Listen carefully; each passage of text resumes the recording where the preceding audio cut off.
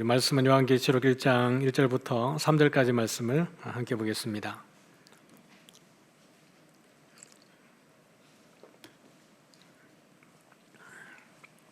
요한계시록 1장 1절부터 3절까지 제가 1절을 읽겠습니다. 예수 그리스도의 계시라. 이는 하나님이 그에게 주사 반드시 속히 일어날 일들을 그 종들에게 보이시려고 그의 천사를 그 종 요한에게 보내어 알게 하신 것이라.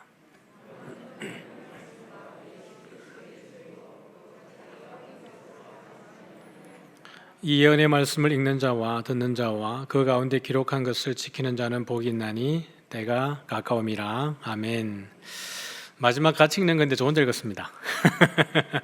따라 읽으시지 그러셨습니다. 그죠? 네, 계시록 이제 두 번째 시간입니다. 오늘 우리 백경수 성도님 처음 오셨는데 계시록이라서 어렵지만 또 은혜 가운데 있을 줄 믿습니다. 또 제 설교 패턴에 이렇게 익숙해지시느라고 여러분 한 1년 정도 수고 많으셨습니다. 이제 조금 익숙해지셨죠? 네. 원로 목사님 설교 패턴에서 제 설교 패턴으로 넘어오는데 아마 시간이 많이 필요했을 것 같습니다. 일전에도 말씀을 드렸지만 제가 이제 이렇게 설교하는 데에는 이유가 있었습니다. 이단들과 몇 해 동안 이렇게 치열하게 공방을 하고 또 변정도 하고 또 이단에 나오는 분들에 대해서 또 이렇게 교육도 하고 이런 과정 속에 제가 느낀 바들이 많이 있었습니다. 이단으로 들어가는 사람들도 그러고 들어갔다 나온 사람들도 그러고 동일하게 그들의 고민은 말씀에 대한 목마름이었습니다. 그럼 기성교회는 말씀을 가르치지 않는가? 그렇지 않거든요. 기성교회도 말씀을 많이 가르치고 있고 또 아카데미라든지 양육 프로그램들이 많이 있음에도 불구하고 왜 그들은 말씀을 체계적으로 못 배웠다고 하는 걸까? 거기에 대한 궁금증이 있었습니다. 근데 실제로 저도 이렇게 주변을 돌아보니까 그런 교육이 참 차고 넘치는데 뷔페처럼 정말 많이 있는데 체계적으로 뭔가 한 성도가 쭉 이렇게 말씀을 배워가기에는 환경적으로 쉽지 않은 것을 보았습니다. 그래서 제 안에 이게 성도들을 말씀 안에서 체계적으로 잘 이렇게 양육해야 될 책임감 내지는 필요성이 있겠다, 이런 부분들을 많이 느꼈고요. 그래서 이제 여러분들이 조금은 처음에는 좀 적응하기 불편했었어도 말씀을 시각적으로 이렇게 보여주기 위해서 애를 써왔습니다.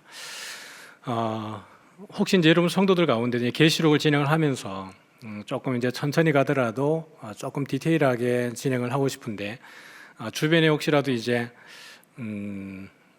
그 신천지와 관련된 분들이 있다 그러면 여러분들이 참 주의를 해야 됩니다. 이단들 가운데 특별히 신천지가 부산에 많이 확산되어 있습니다. 전국적으로 전라도 다음으로 아마 부산이 많이 이제 신천지가 활동하고 있는데 그래서 제 생각으로는 우리 이사학교회 안에도 신천지가 들어와 있다라고 저는 잠재적으로 생각을 하고 있습니다.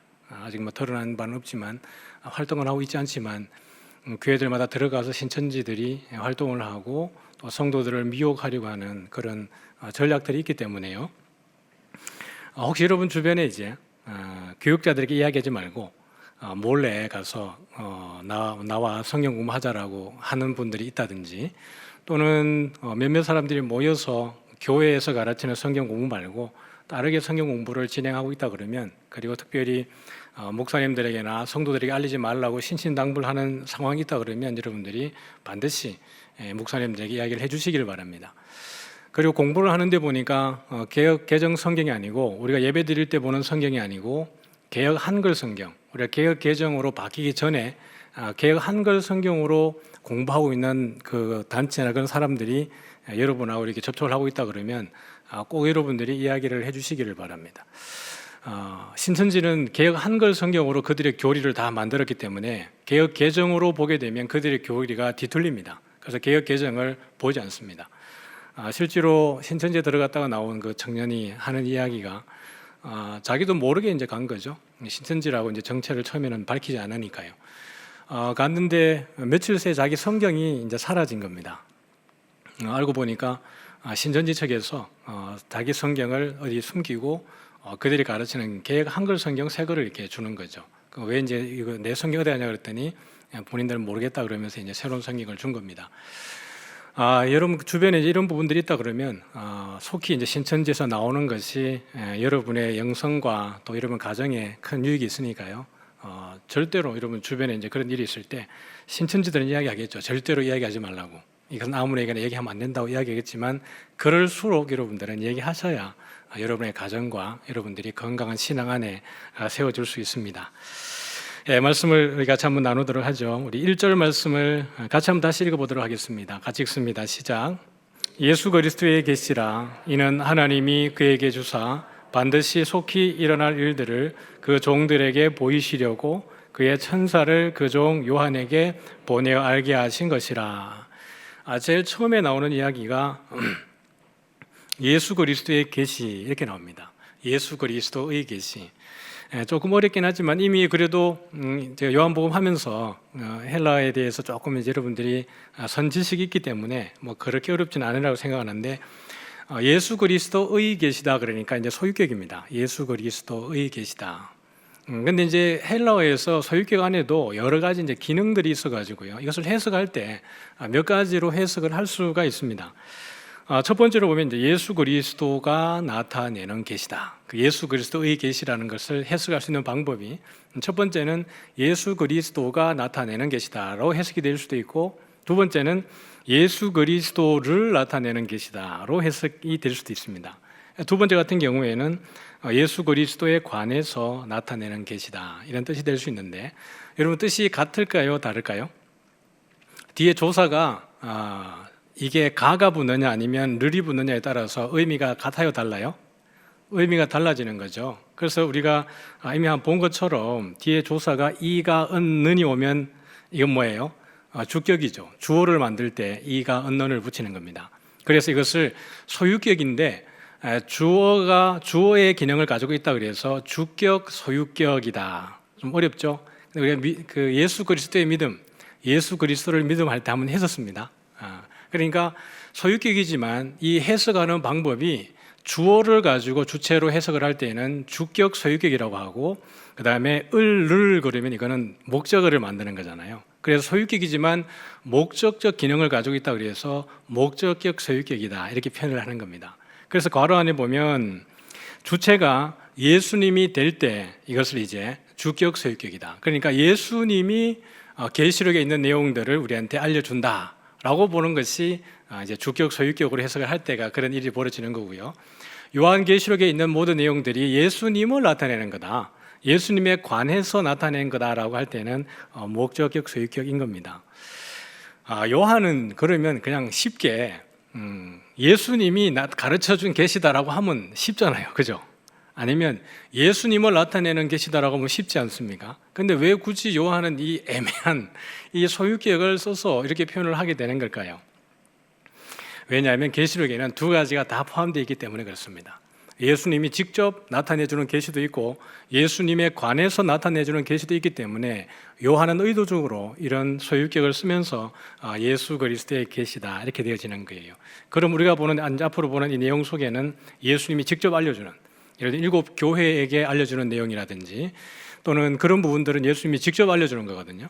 또는 예수님은 누구인가 이런 부분들에서 어린 양에 대해서 또는 심판하시는 분에 대해서 우리를 대신해서 싸워주시는 분에 대해서 이야기할 때 예수님에 대해서 이야기를 해주고 있는 겁니다. 그래서 이 내용들이 다 포함이 되어 있기 때문에 요한은 이렇게 표현을 하고 있었던 겁니다. 그 다음에 보면 계시의 전달 방법, 과정은 어땠는가? 어떻게 계시가 우리에게까지 들려지게 되었는가? 요한계시록이 우리 손에 들려지기까지 어떤 과정을 거쳐왔는지를 볼 수 있는데요. 우리 같이 한번 읽어보죠. 시작. 하나님이 그에게 주사 반드시 속히 일어날 일들을 그 종들에게 보이시려고 그의 천사를 그 종 요한에게 보내어 알게 하신 것이라. 그러니까 요한 예수 그리스도의 계시다 이렇게 되어 있고요. 이는 하나님이 그에게 주사.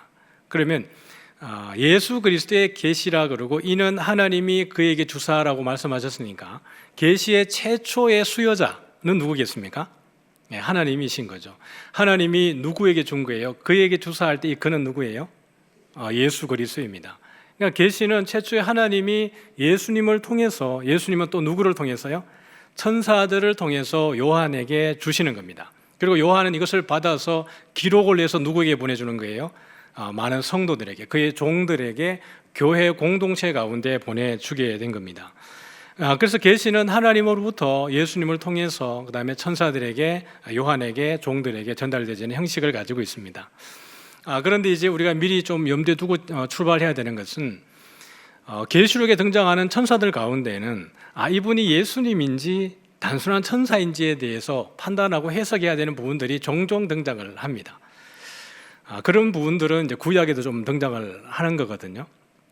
그러니까 구약의 여호와 그러면 성부 하나님만 나타내는 게 아니고 때로는 성자 하나님도, 때로는 성령 하나님도 여호와로 표현이 되어지는데요.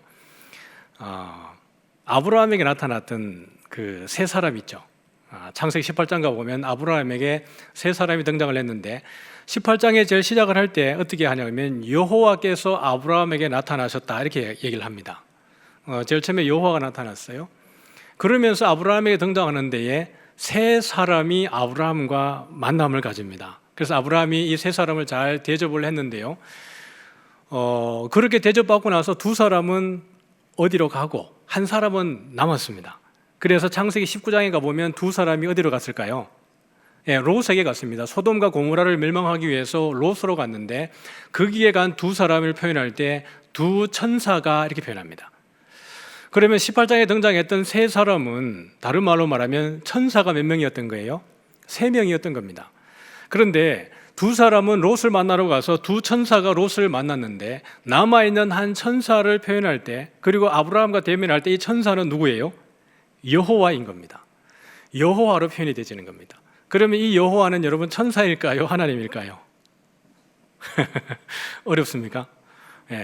이 해석을 하는 것은 뭐냐 그러면 문맥 안에서 해석을 하는 겁니다. 문자로 해석을 하는 게 아니라 문맥 안에서 하나님이 어떤 형태로 나타났고 또 어떤 영향력으로 나타났는지를 나타낼 때 가끔씩은 천사로도 나타나고 때로는 사람의 모습으로도 나타나지는데 그런 모습들이 구약에 여러 곳에 등장을 하는 거예요.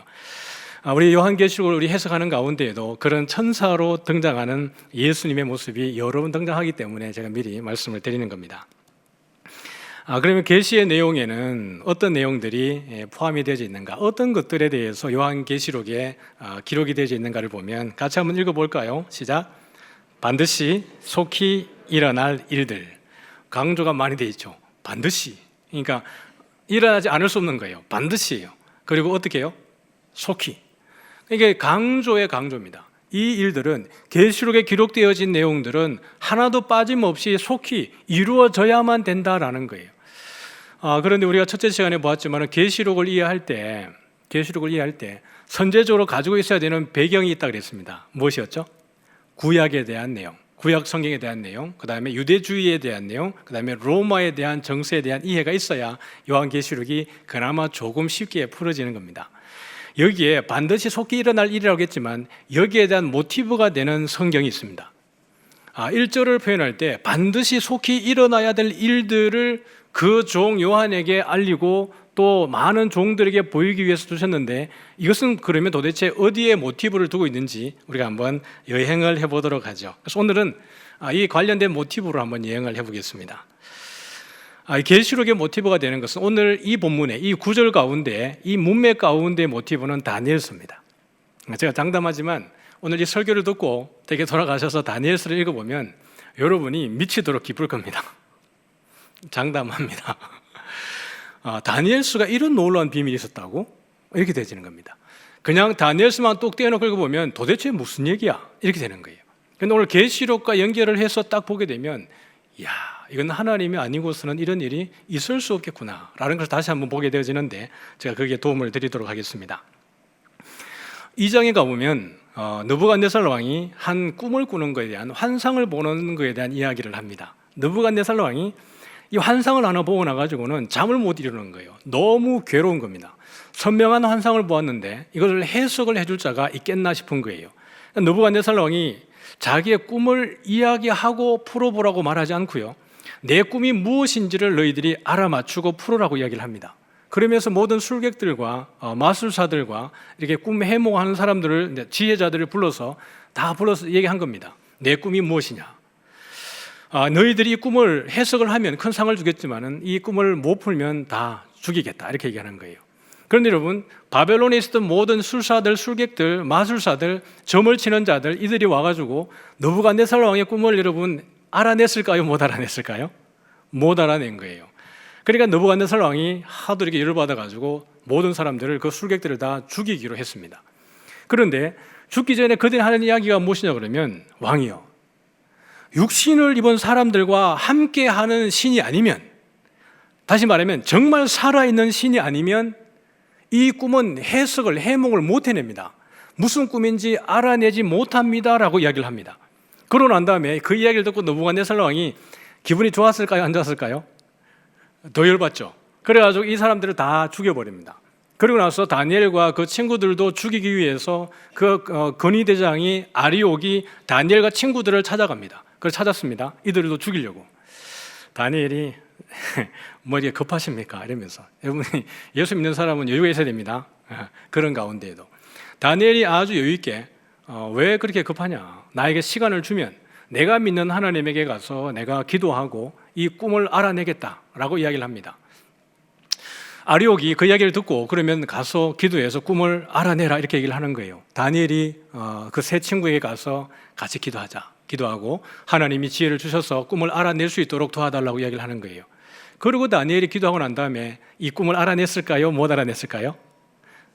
알아냈죠. 그러고 난 이후에 아리옥과 함께 느부갓네살 왕 앞에 가서 하는 이야기가 오늘 이 본문입니다. 28절, 29절 같이 한번 읽어봅니다. 시작. 오직 은밀한 것을 나타내실 이는 하늘에 계신 하나님이시라. 그가 느부갓네살 왕에게 후일에 될 일을 알게 하셨나이다. 왕의 꿈, 곧 왕이 침상에서 머릿속으로 받은 환상은 이러하니이다. 왕이여, 왕이 침상에서 장래의 일을 생각하실 때에 은밀한 것을 나타내시는 이가 장래의 일을 왕에게 알게 하셨사오며. 분명히 이 술객들이 마지막 죽임을 당할 때 뭐라 그랬습니까? 왕이여, 육신을 입은 자와 함께하는 신이 아니면 당신의 꿈을 알아낼 자가 없습니다 라고 이야기했는데, 다니엘은 와서 뭐라고 하는 거예요? 이 은밀한 것을 나타내실 이는 하늘에 계신 하나님입니다. 다시 말하면 누구란 이야기예요? 내가 믿는 하나님이 당신의 꿈을 알게 해 주십니다 라는 거예요. 그러고 나서 다니엘이 느부갓네살 왕의 꿈을 어떻게 합니까? 알아낼 뿐만 아니라 이걸 다 해석을 해 줍니다. 그러면서 다니엘이 하는 이야기가 느부갓네살 왕에게 어떻게 해요? 후일에 될 일을 알게 하셨나이다 이렇게 되는 거예요. 그 곧 장래 일에 대한 이야기인데요, 여기에 오늘 본문에 힌트가 있습니다. 우리 한글 성경에는 장래의 일 이렇게 표현되어 있지만 히브리어를 헬라어로 번역해 놓은 70인역에 보면 이 본문을 이렇게 우리가 해석을 할 수 있습니다. 종말에 반드시 일어날 일. 이건 여러분 70인역을 그대로 해석해 놓은 겁니다. 종말에 반드시 될 일을 왕에게 알게 하신 겁니다 라고 했는데, 여러분 이 워딩이 금방 눈에 익죠? 어디에 있었냐 그러면 1장 1절에 있었습니다. 이는 하나님이 그에게 주사 반드시 속히 일어날 일들을 그 종들에게 보이시려고 이렇게 얘기한 거거든요. 여기 보면 반드시 될 일과 반드시 일어날 일들, 한글로는 표현상의 차이가 있지만 헬라어로 보면 똑같습니다. 한 글자도 한 단어도 들리지 않습니다. 어떤 단어의 차이가 있냐면 종말에라는 단어와 속히라는 단어의 차이가 있습니다. 그러면 여러분 다니엘 입장에서 봤을 때 지금 느부갓네살 왕에게 일어난 이 환상이 나타내는 바가 후일에 일어나게 될 일인데, 종말에 시대의 마지막에 세상 끝에라는 일입니다. 그러면 다니엘 입장에서 보면 이것은 미래적 사건입니까? 아니면 현재적 사건입니까? 질문이 어렵죠? 다니엘 입장에서 봤을 때 장래 일, 종말에 반드시 될 일이라고 하는 것은 미래적인 일입니까? 아니면 다니엘이 보는 입장에서 현재 일입니까? 미래적 일이 맞죠? 미래적 일입니다. 그러면 요한의 입장에서 보죠. 요한의 입장에서 예수님이 주시는 계시가 반드시 속히 일어날 일들이면 이것이 여러분 먼 미래 일입니까? 아니면 현재 바로입니까? 바로입니다. 때가 가까움이라고 말하면서 지금 당장 일어날 일들에 대한 이야기를 하고 있는 거예요. 그러면 다니엘에게 말했던, 하나님이 느부갓네살 왕을 통해서 다니엘이 해석하게 해서 말씀하셨던 이 일은 결국 언제 성취될 날이 있다는 것인데, 그 성취가 언제라는 이야기예요? 바로 예수님께서 우리에게 계시를 주셨던 이 내용, 요한계시록의 그 내용이 이루어지는 날이 다니엘의 예언이 성취되는 때라고 우리에게 보여주고 있습니다. 이것만 보면 좀 억지스럽죠. 정말 그러한가? 그럴 줄 알고 다른 구절을 좀 더 저희들이 확장해서 보도록 하겠습니다. 느부갓네살 왕의 꿈이 있고 다니엘이 본 환상이 있습니다. 지금 느부갓네살 왕이 본 것은 금신상에 대한 환상을 본 거예요. 그런데 다니엘은 뭘 보았어요? 내 짐승에 대한 환상을 7장에 봅니다. 이걸 같이 한번 좀 풀어보도록 하죠. 이 본 것을 아무도 몰랐어요. 근데 다니엘이 봅니다. 금과 은과 놋과 쇠와 진흙으로 만들어진 한 신상이 있는 것을 왕이 보셨나이다 라고 왕에게 느부갓네살 왕이 본 것을 이야기를 해주고, 그 다음에 이것을 풀어줍니다. 풀어주면서 당신은 머리입니다. 머리가 뭐예요? 금이잖아요. 그러면 이 금이라고 말하는 것은 지금 바벨론 왕 당신, 느부갓네살 당신입니다 라는 이야기를 해주고 있는 거예요. 그 다음에 은은 가슴인데 가슴과 두 팔이 있는 건데요, 이것은 메대와 바사를 이야기하는 거예요. 두 나라가 일어났는데 페르시아가 메대를 먹고 난 다음에 페르시아가 한 제국을 이루게 되는 거예요. 그러니까 바벨론이고 그 다음에는 페르시아고 그 다음에는 뭐예요? 놋은 배 넓적다리인데 헬라 제국을 이야기합니다. 알렉산더가 일어나서 동방을 다 정벌을 했던 그 시대에 대한 이야기를 하는 거고요. 넓적다리 이야기를 하는 것도 나중에 알렉산더 이후에 일어나는 그 장군들에 대한 이야기를 하는데 조금 이따 좀 더 설명을 드리도록 하죠. 네 번째는 쇠입니다. 로마에 대한 이야기예요. 네 번째 나라가 일어났는데 이 나라가 모든 사람들을 무너뜨리고 밟고 포악하게 행해서 모든 나라들에게 함부로 대할 것이다라는 이야기를 하는 겁니다. 그 다음에는 뭐죠? 쇠와 진흙입니다. 이것은 모든 열국에 대한 이야기를 하고 있는 거예요. 발에 그렇게 돼 있는데 여러분, 쇠와 진흙이 같이 이렇게 뭉쳐져요? 안 뭉쳐져요? 안 뭉쳐져요. 그러므로 로마 이후에는 많은 나라들이 분열되어져서 각 나라들이 자기들의 힘으로 일어서게 될 것인데 결국 이 모든 나라들조차도 망하게 될 것이다, 멸망하게 될 것이라는 것이 느부갓네살 왕에게 보여준 신상 꿈에 대한 다니엘의 해석입니다. 그러면 다니엘이 본 환상은 뭐냐 그러면, 첫째는 무슨 동물을 보았죠? 사자를 보았습니다. 이 내 짐승에 대한 환상을 본 거거든요. 근데 내 사자를 보았는데 사자에게 무엇이 달려 있어요? 네, 독수리의 날개가 달려져 있습니다. 여러분, 사자 앞에 딱 서면 어떨 것 같으세요? 저도 안 서봤는데 저는 뱀에 대해서는 만만하지만 사자가 제 앞에 선다 그러면 두려울 것 같습니다. 그런데 이 사자에게 뭐가 달렸다고요? 독수리의 날개가 달린 거예요. 저는 실제로 이렇게 제주도 가서 말을 보았는데 제가 생각했던 것보다 말이 훨씬 크더라고요. 그리고 그게 올라가 보면 상당히 높다는 걸 느꼈습니다. 사자도 보면 직접 보게 되면 제가 꼼짝도 못할 것 같아요. 근데 그 사자의 날개까지 독수리의 날개가 달렸으니까 얼마나 대단하겠어요? 여기 보면 사자는, 독수리의 날개를 달린 사자는 바벨론 느부갓네살 왕을 이야기합니다. 그 다음에 두 번째가 뭐죠? 곰이 있는데 몸 한쪽이 들렸다라는 거예요. 자, 방금도 말씀드렸죠. 페르시아가 메대를 정복하고 그 페르시아 제국을 만들어내는 페르시아를 이야기하는 겁니다. 그 다음에 표범은 사자보다 더 빠르죠. 근데 표범에게도 뭐가 달렸어요? 새의 날개가 달렸고 또 뭐가 있습니까? 머리가 넷이 있는 거예요. 알렉산더 대왕입니다. 동방을 정복했던, 누구보다 빠르게 동방을 정복했던, 그리고 정복역에 사로잡혔던 알렉산더에 대한 이야기를 하고 있는 겁니다. 근데 여러분, 알렉산더가 갑자기 죽죠. 아주 젊은 나이에 갑자기 죽어버립니다. 그러면 그렇게 일으켰던 헬라는 알렉산더가 죽어버리고 난 이후에 그들의 운명은 어떻게 된 걸까요? 알렉산더를 따르던 네 장군에 의해서 분할 통치가 되어집니다. 4명의 장군이 이 지역을 분할해서 다스리기 시작을 해요. 그래서 여기 보면 표범이 나타났다는 것은 헬라 제국에 대한 이야기입니다. 그 다음에 무섭고 놀라운 짐승은 뭐죠? 로마에 대한 이야기예요. 이들이 일어나서 모든 열국을 정벌하고 또 주의 성도들까지 괴롭히는 데까지 다니엘은 이야기를 합니다. 열불을 가지고 주의 성도들을 괴롭히게 될 것이다라는 이야기를 해요. 그래서 이 두 개를 보면, 두 가지를 보면 함께 이야기하는 것이 느부갓네살 왕의 신상이나 그 다음에 다니엘이 본 환상이나 동일하게 나라들에 대한 이야기를 하고 있습니다. 바벨론부터 그 다음에 로마 이르기까지, 열국에 이르기까지의 내용이 여러분 다니엘서에 등장을 해요. 여러분, 이건 제가 지금 저의 피셜로 그냥 알레고리로 말씀드리는 게 아니라 다니엘서에 다니엘이 해석해 놓은 것을 제가 여러분에게 지금 풀어드리고 있는 겁니다. 그러니까요, 다니엘은 어느 시대의 사람입니까?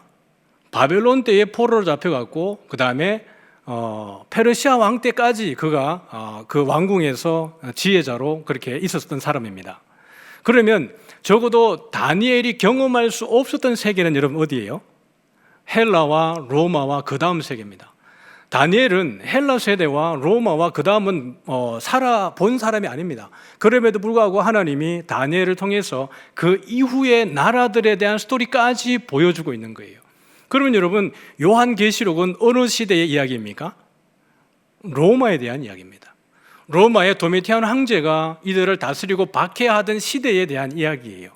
그러므로 느부갓네살 왕을 통해서 장래 종말의 마지막 때에 일어날 일이라고 이야기한 것이 지금 요한의 때에 와서 어떻게 합니까? 반드시 속히 일어날 일들이라는 겁니다.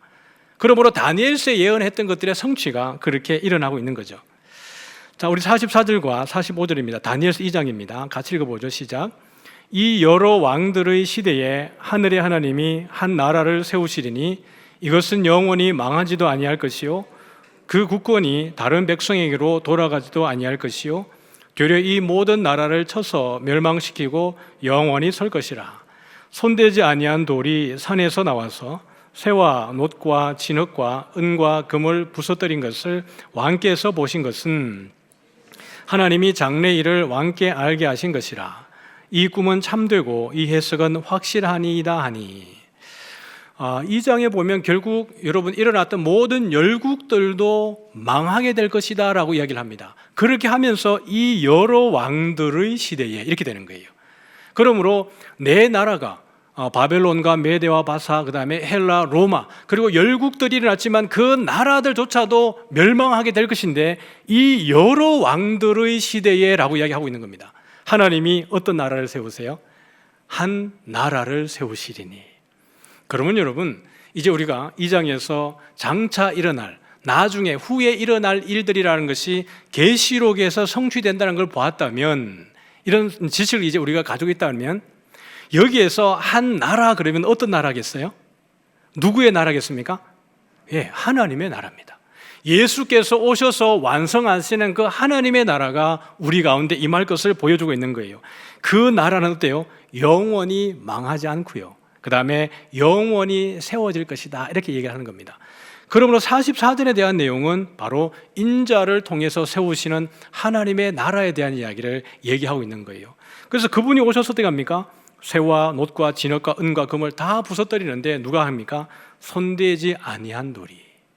예를 들면 투석기로 큰 돌을 인해가지고 전쟁을 일으켜서 나라가 나라를 쳐서하는 게 아니라 그들을 무너뜨리는 것이 어떻게 합니까? 아무도 손대지 않았던 뜨인 돌이 와서 그 나라들을 칠 거라는 거예요. 이 뜨인 돌이 누구입니까? 바로 예수 그리스도입니다. 그러므로 장래 일들을 다 알게 하셨다라는 거예요. 내 짐승에 대한 이야기를 다니엘이 쭉 풀어주는 가운데요, 네 번째 나라에 대한 이야기를 합니다. 네 번째 나라가 누구예요? 로마에 대한 이야기입니다. 그 로마조차도 네 번째 나라도 하나님에 의해서 망하게 될 것인데 그 이야기를 풀어가는 가운데 중간에 뚝하니 삽입된 내용이 있는데 바로 천상의 보좌에 대한 이야기를 다니엘이 풀어주고 있습니다. 그가 보좌를 보았더니 왕좌가 있는데, 이렇게 되는 거예요. 왕좌가 있는데. 그러면 여러분, 다니엘이 보는 이 왕좌는 적어도 누구와 빗대어 보고 있습니까? 느부갓네살 왕과 빗대어 보는 왕좌입니다. 그 세상을 제패했던 그 바벨론의 대왕인 느부갓네살 왕의 왕좌보다 더 높은 왕좌가 누구예요? 하나님의 왕좌가 하늘에 있더라는 거예요. 그 왕좌에 보니까 옛적부터 항상 계신 이가 있는데, 이렇게 되는 거예요. 그분이 누구예요? 성부 하나님입니다. 그분을 수종드는 천사들이 천천만만이라 이렇게 얘기합니다. 그리고 그분 앞에 놓여 있는 것이 무엇이에요? 심판의 책이 딱하니 놓여져 있는 거예요. 그래서 하나님을 대적하고 하나님의 백성을 핍박하는 그 모든 나라들에 대해서 하나님이 반드시 심판하실 것을 심판의 책을 통해서 이렇게 보여주고 있는 겁니다. 그렇게 하고 있는데 그분 앞에 누군가가 딱하니 등장을 해요. 누구예요? 인자 같은 이가 구름을 타고 항상 계신 이, 옛적부터 항상 계신 이에게로 나오는 거예요.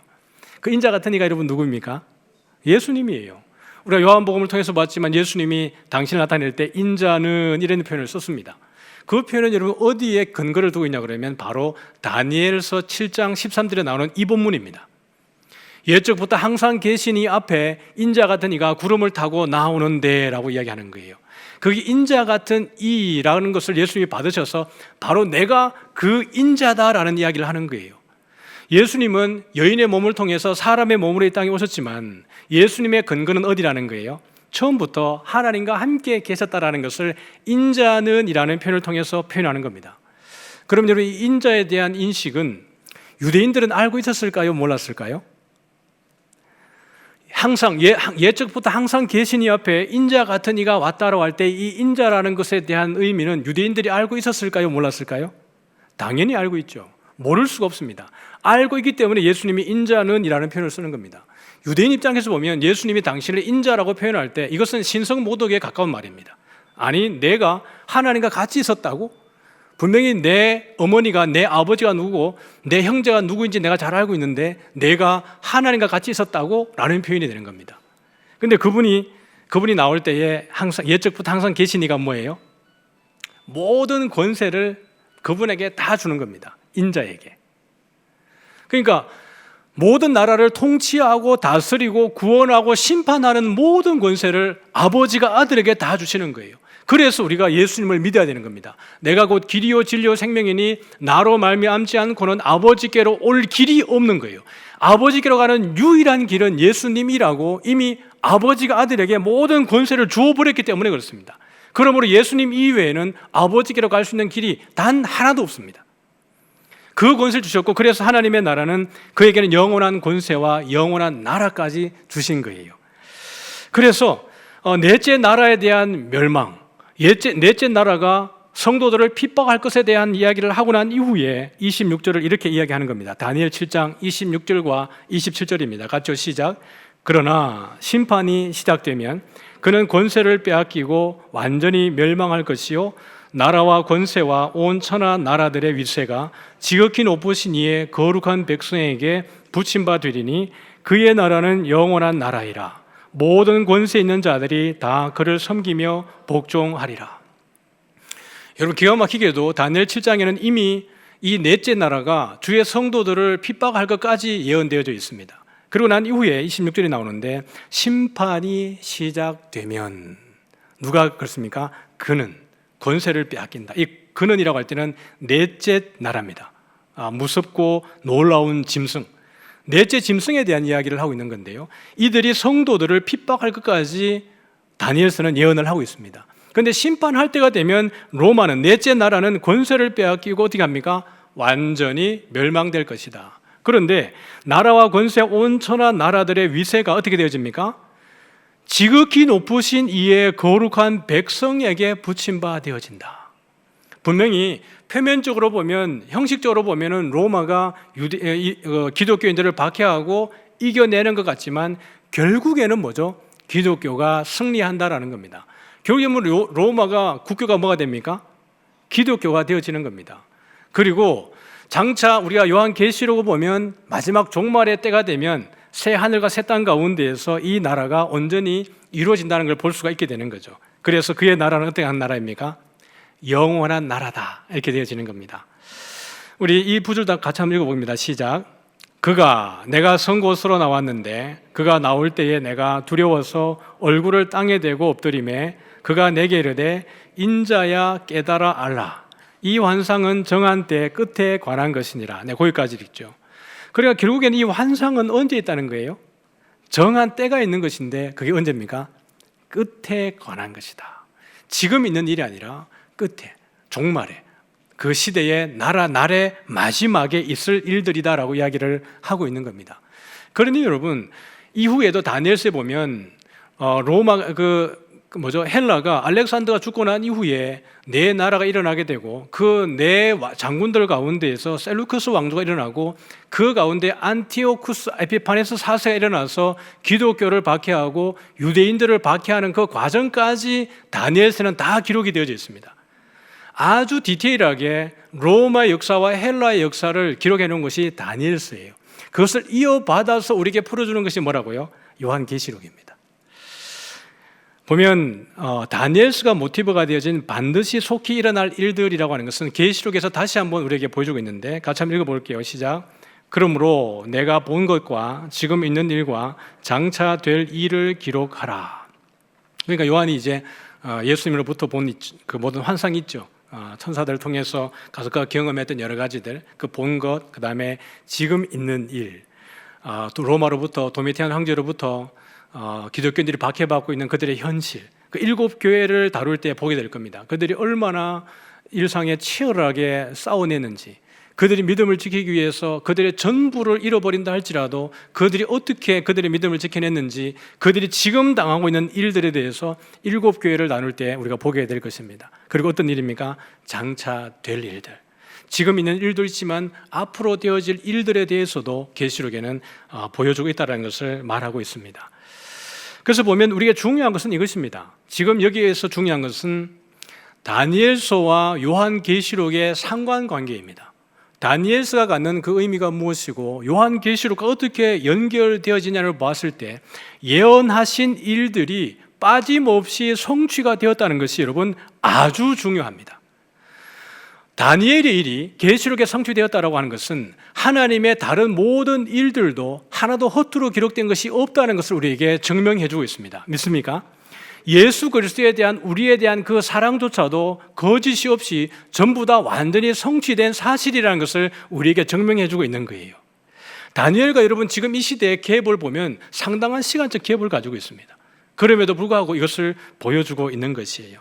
그러므로 이 다니엘과 요한계시록에서 보여주는 것은 심판과 구원입니다. 하나님의 나라를 대적하는 주의 백성들을 핍박하는 모든 나라들에 대해서는 심판의 책을 펴놓고 하나님이 빠짐없이 심판하고 그들을 불못으로 던질 것입니다. 그래서 백보자 심판대 앞에 우리 주님이 마지막 최후의 날에 백보자 심판대 앞에 딱 앉으셨을 때에 거기에 우리가 딱 지나가게 되면 어떻게 되는 겁니까? 주의 인을 받은 자, 하나님의 성도들은 하이패스, 그냥 하나님의 나라 영원한 안식 가운데 거하는 겁니다. 할렐루야. 그러나 이 세상 나라들, 하나님을 대적하고 주의 성도들을 박해하는, 조롱하고 멸시하는 이 세상들에 대해서 하나님이 완전한 심판과 불못으로 던지게 되는 두 번째 사망을 그들이 경험하게 되어질 겁니다. 한번 말씀을 읽겠습니다. 시작. 요한은 하나님의 말씀과 예수 그리스도의 증거 곧 자기가 본 것을 다 증언하였느니라.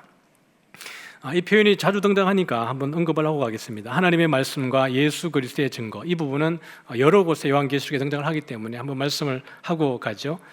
하나님의 말씀은 뭐고 예수 그리스도의 증거는 뭐냐? 이미 이제 1절에도 나와 있지만요, 다시 한번 정리를 하고 보면 동일한 거라고 볼 수 있습니다. 하나님이 누구에게 계시를 주신 거예요? 예수님에게 계시를 1차적으로 전달을 해 주신 겁니다. 이것을 예수님이 받으셔서 천사들을 통해서 요한에게 주시는 거거든요. 그러므로 하나님의 말씀과 예수 그리스도의 증거는 같은 것이라고 볼 수 있겠습니다. 근데 요한은 이 모든 것을 어떻게 했습니까? 다 뭐 했죠? 증언하였느니라. 요한이 본 것 중에 증언하지 않은 게 있습니까? 없습니까? 있어요? 없어요? 없어요. 이게 다라 그랬잖아요. 요한이 본 것을 다 증언하였느니라. 여러분이 딱 봐도 시제가 뭐예요? 그냥 과거형이잖아요. 그죠? 그러면 안 하고 남겨놓은 것이 하나도 없단 말이에요. 그럼에도 불구하고 신천지는 뭐라 그래요? 이 계시의 말씀은 아무도 풀지 못하고 두루마리를 받아 먹은 사람만이 풀 수 있다 그래요. 그 두루마리를 먹은 자가 누구예요? 이만이라는 거예요. 여러분, 그냥 한글을 봐도 알아요. 본 것을 다 증언하였느니라. 그러면 신천지의 주장대로라고 말하면 요한이 이 글을 써가지고 7교회에조차도 줬어요? 못 줬어요? 신천지의 표현을 빌자면요, 7교회 성도들에게 전달되었어요? 안 됐어요? 안 된 거예요. 이건 그냥 요한이 받아 썼다가 그냥 어느새 그냥 둥둥 떠다니다가 어떻게 하다 보니까 누구 안에 간 거예요? 이만희에게 들어가서 이 해석의 의미가 풀어졌다라고 그들은 주장을 하고 있는 겁니다. 여러분, 제가 첫째 시간에 말씀드렸지만 7교회 성도들에게 이 계시록의 말씀은 쉬웠을까요? 어려웠을까요? 쉬웠다고 말씀했습니다. 왜냐하면 그 교회를 요한이 목양했기 때문에 그래요. 제가 한번 예를 들어 볼까요? 여러분들은 제 설교를 들을 때 한 1년 정도 들었으니까 이제는 오늘 이 설교하면 좀 쉬워요? 어려워요? 쉽죠? 대단하시네요. 할렐루야, 감사합니다. 그러면 제가 다시 질문해 드릴게요. 제 설교를 처음 듣는 사람은 제 설교가 어려울까요? 쉬울까요?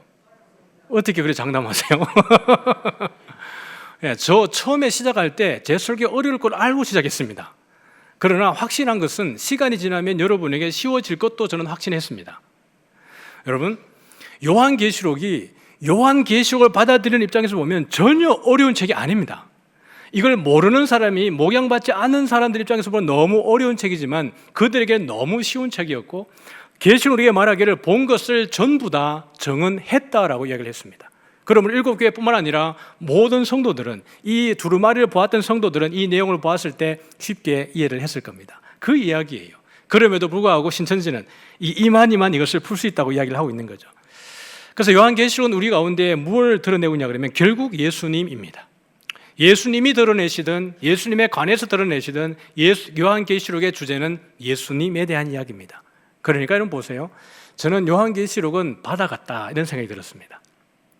창세기가 어떤 수원지라면, 물이 딱 나오는 샘의 근원이라면 그 수원지부터 나왔던 물이 지리를 흘려서 흩어졌다가 어떻게 모여가지고 다시 바다에 모이는 것처럼 성경이 창세기부터 시작을 해서 구약에 있는 그 모든 스토리를 다 담아서 마지막에 정리해서 소개해 주는 것이 요한계시록이라는 생각이 들었습니다. 왜냐하면 요한계시록은 이 모든 내용들을 다 담고 있기 때문에 그렇습니다. 여러분, 다니엘서가 대단하지 않습니까? 여러분, 다시 오늘 집에 돌아가셔서 다니엘서 읽어보십시오. 이게 이렇게 악어가 맞다고? 되게 놀라게 될 것입니다. 여러분, 이게 하나님의 말씀의 능력입니다. 그냥 흩어로, 그냥 문자로 기록된 게 아니라 하나님의 철저한 경륜 속에서 기록되어진 것이 하나님의 말씀이고 성경입니다. 그러니까요, 여러분, 성경을 많이 알면 설교가 재밌고 재밌는 데 끝나는 게 아니라 은혜와 힘이 있습니다. 그러나 성경을 읽지 않으면 제 설교는 계속 힘들어요. 그러니까 이번 성통독 할 때 여러분 잘 읽으시기 바랍니다. 말씀을 정리하죠. 같이 읽습니다. 시작. 이 예언의 말씀을 읽는 자와 듣는 자와 그 가운데 기록한 것을 지키는 자는 복이 있나니 때가 가까움이라. 여러분, 요한계시록을 딱 시작할 때에도 말씀을 지키는 자는 복이 있다 그랬어요. 근데 이 본문을 보면 읽는 자는 단수고요, 그 다음에 듣는 자와 지키는 자는 복수로 되어져 있습니다. 왜 이렇게 되어 있을까? 이것은 지금 저희들이 함께 있는 이 모양도 비슷한데요, 말씀을 설교하는 자는 혼자고 듣는 사람들은 여러 명이지 않습니까? 당시 회당도 그랬습니다. 회당에서도 토라를 읽는 사람은 한 명이고 다른 사람들은 듣고 지키는 자들이었습니다. 그런데 여러분, 여기서 강조하는 것은 뭐예요? 들으면 뭐 하라는 거예요? 지키라는 겁니다. 이게 요한계시록이 우리에게 요청하는 바입니다. 분명히 이제 환난도 다가오고 고난도 다가오게 될 텐데 그것을 이기는 힘은 무엇이에요? 말씀을 읽고 듣는 데에서 그치는 것이 아니라 뭡니까? 지키는 데까지 나가라고 이야기하는 거예요. 그래서 요한계시록을 클로징하면서 닫으면서도 뭐라고 해요? 같이 읽어보겠습니다. 시작. 보라, 내가 속히 오리니 이 두루마리의 예언의 말씀을 지키는 자는 복이 있으리라 하더라. 여러분, 요한계시록을 딱 열면서도 뭐라 그래요? 이 가운데 기록한 것을 지키는 자는 복이 있다 그래요. 이걸 닫으면서도 뭐라 그래요? 이 예언의 말씀을 지키는 자는 복이 있다 그래요. 여러분, 그 가운데 때가 가까움이라 그랬고요, 내가 속히 오겠다 이렇게 얘기합니다. 그러므로 이것이 나타내는 것은 주님의 날의 임박성입니다. 우리 주님 언제 오실지 모른다는 거예요. 주님 그때가 언제입니까? 제자들이 물었을 때 그것은 천사도 모르고 나도 모른다. 때와 기한은 아버지께서만 아신다라고 이야기를 했습니다. 우리 주님이 우리가 예배드리는 가운데도 오실 수 있고요, 믿습니까? 내일도 오실 수 있고요, 믿습니까? 언제든지 우리가 모를 때 도적같이 오신다라고 이야기를 했습니다. 그래서 임박한 종말은 무엇까지 우리에게 예고하고 있냐 그러면 주님의 구원만이 우리에게 오는 게 아니라 여러분, 아쉽게도 무엇도 있어요? 환난도 있다는 겁니다. 왜 우리가 말씀을 듣고 지키는 데까지 나가야 되냐 그러면 이 환난을 이기는 힘은 무엇입니까? 말씀을 지키는 것이 힘인 줄 믿습니다. 그래서 요한은, 예수님은 이 계시를 통해서 우리가 이 말씀을 지키라고 하는 거예요. 그럴 때 하나님이 환난을 직면했을 때에 이길 힘을 우리에게 주는 줄 믿습니다. 우리가 이 환난이 닥쳤을 때에 말씀을 지키지 않으면 도망가는 거예요. 세상의 방식을 선택하는 거예요. 믿음에서 떠나가는 거예요. 그러나 오직 의인은 무엇으로 사는 거예요? 믿음으로 말미암아 산다라고 이야기했습니다. 이 한 주간도 우리 하나님의 말씀을 의지해서 다니엘의 말씀이 계시록에 성취된 거라 그러면 오늘 나를 사랑하신다라고 하는 예수의 사랑 또한 사실이고 진실인 줄 믿으시면서 주와 동행하는 저와 여러분 되시기를 주님의 이름으로 축복합니다.